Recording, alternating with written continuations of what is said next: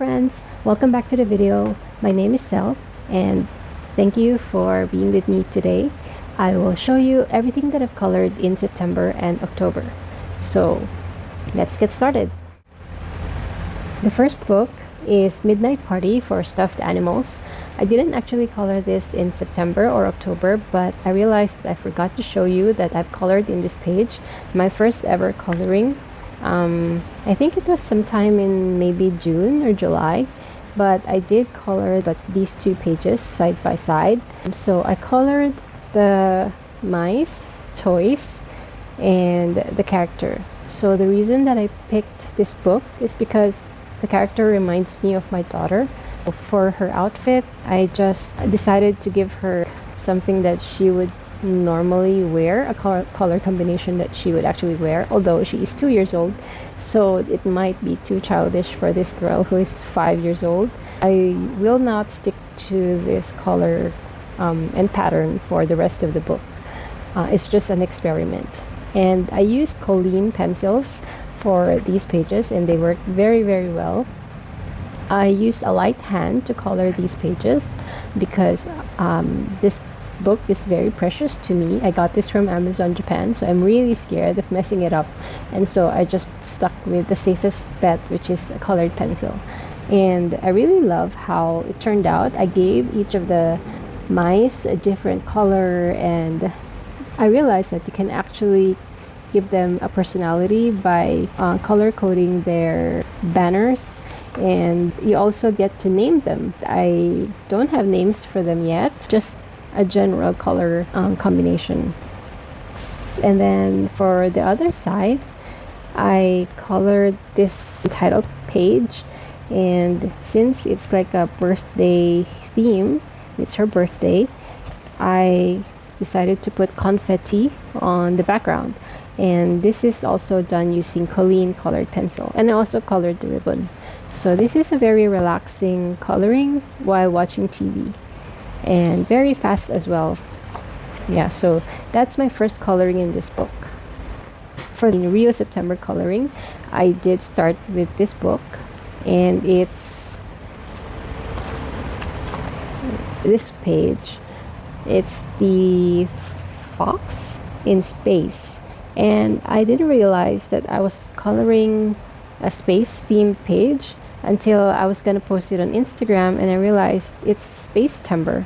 And then this lady reposted my post, and then we chatted, and then she told me that she was the one who came up with the tag, and I was like, whoa. And it's Soraya Colors. So Soraya, if you're watching, hi.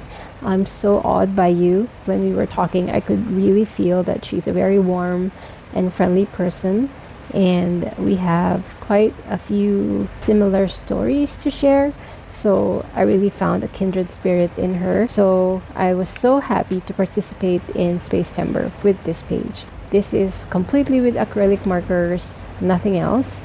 At the time, I was trying to figure out how to use acrylic markers. I was trying to understand how the markers worked, and this is how it turned out. For the blending, I used my finger. So I had seen a couple of colorists do that, where they just spread colors with their finger to create a smooth blend, and I've done that with some areas. If you look at it from afar, it's very nice, but if you look at it up close, it's very messy.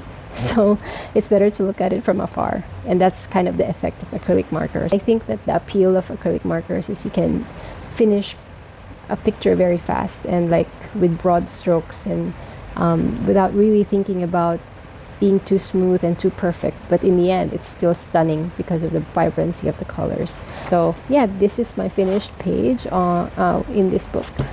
My second finished page in Mythographic Shangri-La. Then, as September is my birthday month, I wanted to color something related to a birthday, and I found this in this book, and I thought it's just a cake, but then while coloring it, I realized it's a house. I went back and forth with the color scheme, and it was a mess because at first I colored it with, I think, water-based markers maybe, or pencils even, and then I wasn't that happy with how it turned out. I had already posted the picture on Instagram, and then it kept sticking in my mind that something is missing about this page, and so I went back and redid everything with acrylic markers. My challenge, I think, is trying to recreate the look of cream, like you know how cupcakes and cakes have white icing. I couldn't replicate that with the mediums that I have, or maybe my skills. I still had fun coloring this page. That's this book, Fairy Tales and Folklore. And then I went to Matchstick Mouse as a palette cleanser, and then I colored this page with watercolors. In September, for my birthday, we did go to the beach, so I wanted to color a couple of beach themed pages. I'm really happy with how this turned out. It's just purely watercolors. I think it's very children's book illustration kind of vibes. I also love this shell. I like how I did the mouse. I used like a stippling motion to create different colors for the fur. And then I also did the next page, which is also beach themed, and this time I did kind of a sunsetty vibes, and I really like how I did the sky, and you can see there's a little sun left here, and the idea is that she and his friend are picking shells from a tide pool before the sun sets. We actually did that during our beach trip with my daughter. I felt like there wasn't enough shells and tide pool in this picture. I added more stuff on the background. So that's a watercolor illustration, and I'm also very happy with that. And then I used not just watercolor but Inktense. If I remember correctly, I also went in with some pencils to maybe darken some colors because everything felt washed out. I'm happy with these two. I feel like they are very soft. So those are my beach images in Matchstick Mouse, a summer coloring book. And then I also worked on Romantic Country, A Second Tale by Yuri. Yeah, I did this one. If you remember, in one of my videos, I showed you how to use soft pastels or chalk pastels to create a background.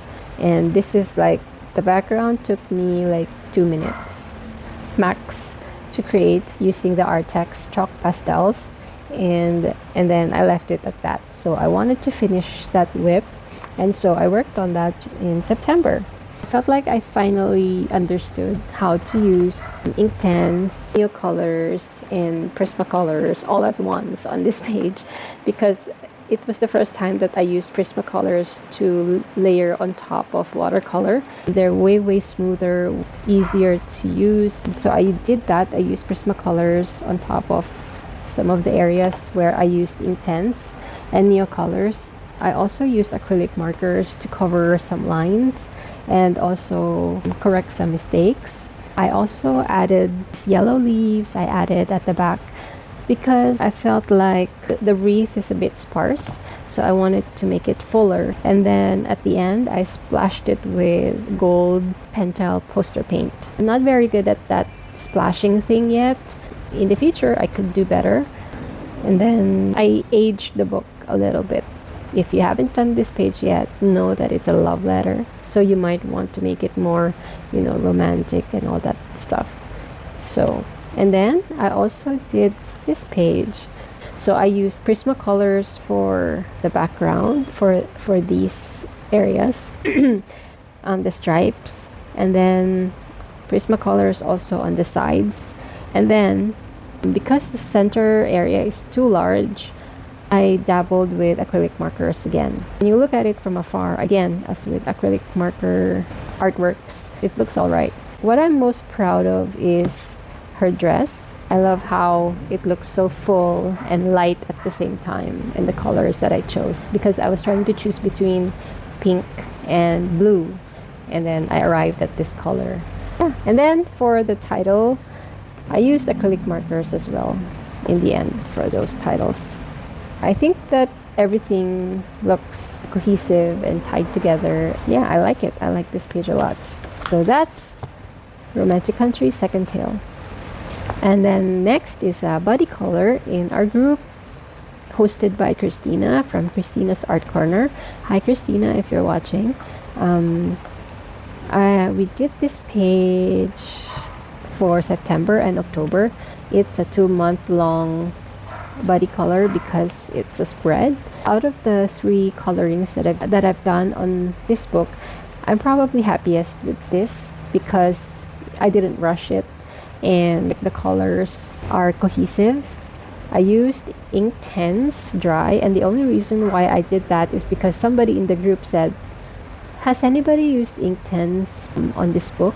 And I thought, maybe I can use Inktense but dry. And I started with this chandelier, and that's all Inktense. Some of the colors that I needed were not in my 24 color set, so I had to use other colored pencil sets like Prismacolors and Colleen. Inktense is definitely more vibrant and pigmented than the other colored pencil sets that I have. In the Colleen set, they're very bright colors. So I'm lacking the dark colors that I need sometimes. So I have to layer some colors together to create the color, the less saturated and dark colors that I need. If you look at Toshiyuki Fukuda's artwork, he also has very textured way of coloring. That's what I was trying to emulate in this coloring. The rest of the group, they did such a good job. Like there's one coloring in particular that reminds me of BoJack Horseman, and BoJack Horseman is one of my top favorite TV shows in Netflix, and it's just mind-blowing how they were able to imagine those colors on this page. I think I need to diversify my color palette choices for this book because so far I've stuck to like greens and blues. I'll do that next time for our next body color.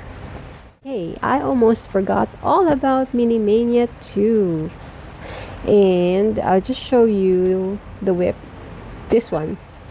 And I used children's crayons for this.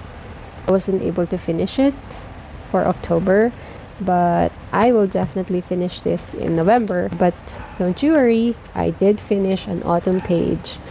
Here you go, and I love it. I was inspired by the cartoon, one of the cartoons that my daughter was watching, and so I kind of took inspiration from the color palette from what she was watching and used it here. So originally there are only three trees, but I added more trees to the back to just make it a fuller picture.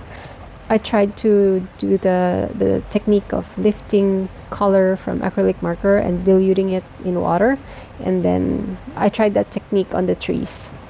I put new colors too on top, and I think that helped to like put more life into the trees. Inktense has very good color choices for nature. I used the Inktense greens to color the grass, and also this is purely Inktense used as colored pencils. Very proud of my fall page in Mini Mania 2. I also did this page. This was using Colleen, I think just Colleen pencils, and this is one of the pages that this book is what I take with me to color in bed. So I don't film it, I just lie in bed, watch something on my phone, and then while watching or listening to something, I color with colored pencils. So yeah, I used Colleen colored pencils. I think I was recovering from something while I was doing this. So I really like how it turned out. I tried to do different skies. I used this to practice different skies and making gradients, different color combinations, trying different color combinations for plants and leaves and shrubs, trees. Yeah, so I like this page. And one more finished page is this one.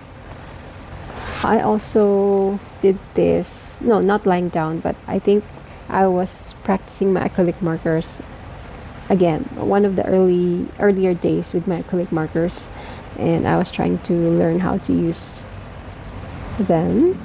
And then, but I think I went with colored pencils.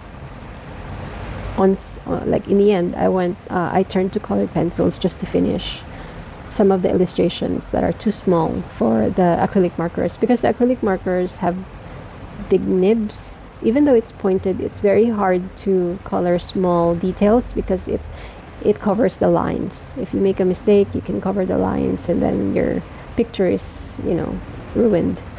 Look at my tea set. So cute, right?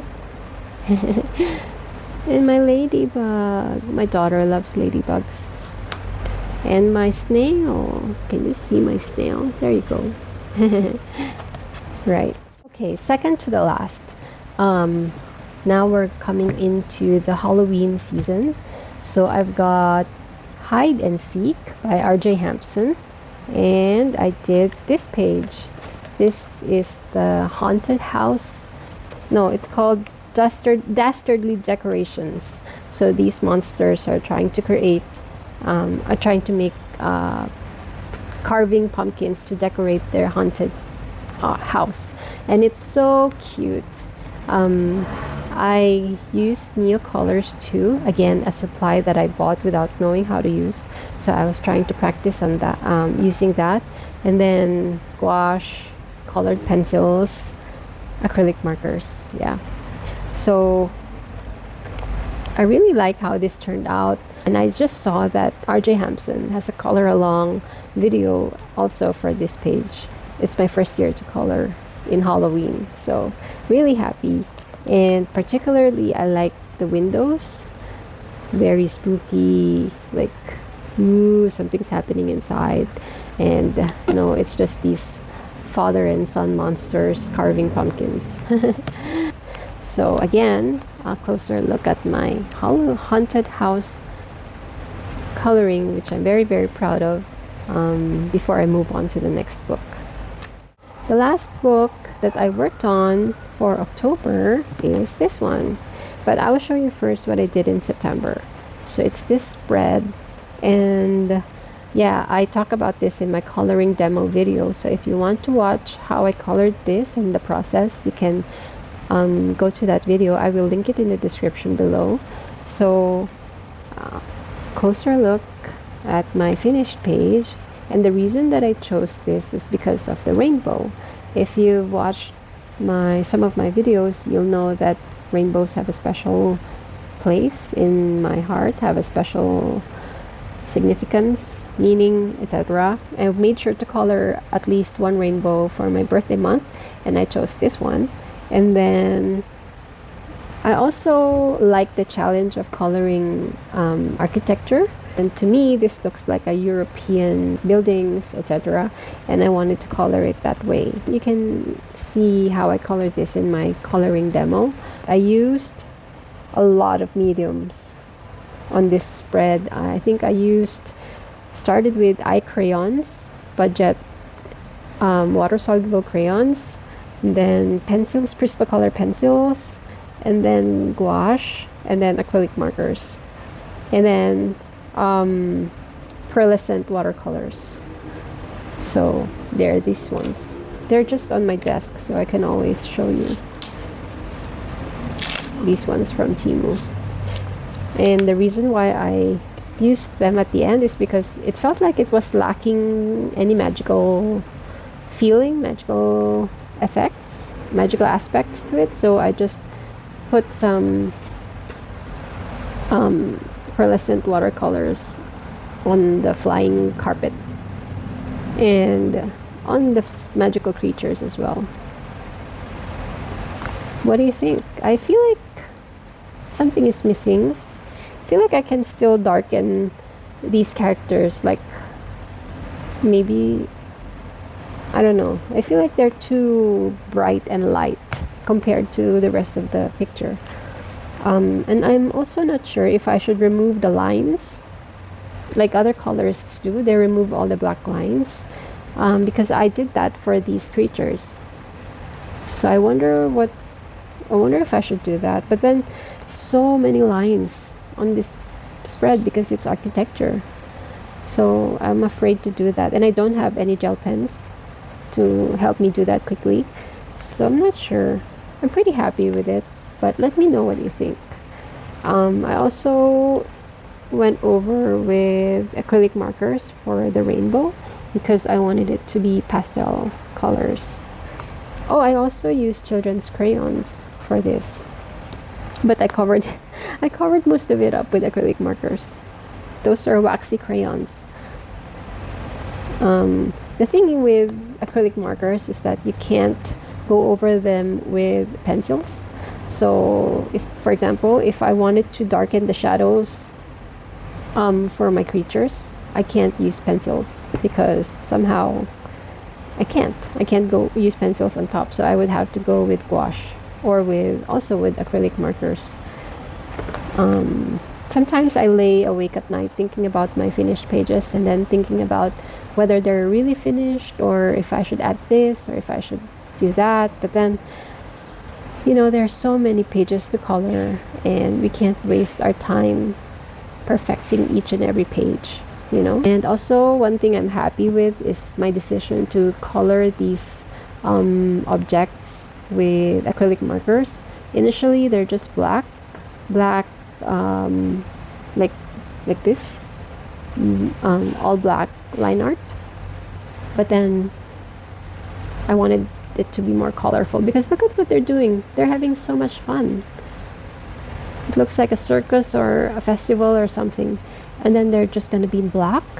So yeah, it looks creepy. So I decided to just make them more colorful. Yeah. Another page that I did, well, 2 pages are Halloween related, and you might have seen them or you might have not. But this witch wreath, which I completed very quickly because I used water-based markers as a base and then Prismacolors on top. And then this one also water-based markers and then pencils, gouache, and acrylic markers.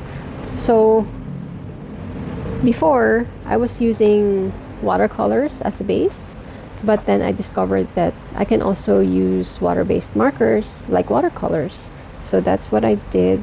I lost my page. Here you go. That's what I did for these 2 pages. And the thing with basing with water-based markers is that they not only make coloring faster, they also allow you to map out the colors on your page. And my water-based markers are the Resli pastel markers, so they're very, very light and pastel colors. And so even if I don't end up using the same shade to go on top, it's all right. It won't be seen after I layer a pencil or a different medium on top. But it just allows you to like map out your page, the colors on your page, and it's very, very effective and very efficient in my opinion.